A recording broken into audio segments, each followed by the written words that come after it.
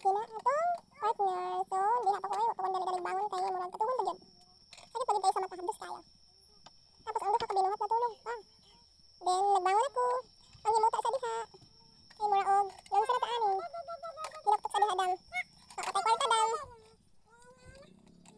Nabiling hadam. So, pwede ka na okay. Murag hayag na ba? Tapos, ang time ani for kapel 4:30. Ay, ang duty niya is 5:30. So, kailangan ko muna para lang sa loob.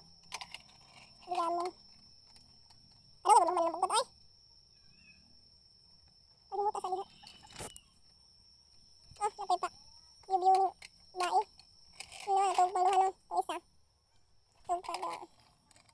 Tulog ba ang among baby? Nilibangon ako diha. Itundong ako kay ma'am. Kailangan ako mag-init. So, nakatak ang ako diha ah.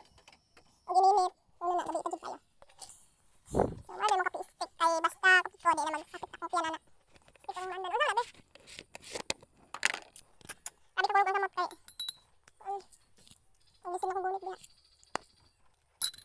Na pagkuan gisingko na nako siya huy pagbangon na kay duty na di ba sao siya kay di siya ka gusto mo bangon oy unsa naman to na naman tong gunitan tulog bisig balik wala na nagkape na ko og una kay taon na naman na siya magawas ni siya kay maligo then bago man duty na din siya inaboy sa na kapoy baya ko kay magbalik mong kabaw pero no choice good diha ka bisadam bis gutom na nagtog sa unsa una na ni dakan magtrabaho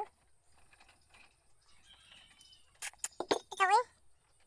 Wala to guys. Akong video. For a day in my life. A day in my life. Bye ay basta maura to.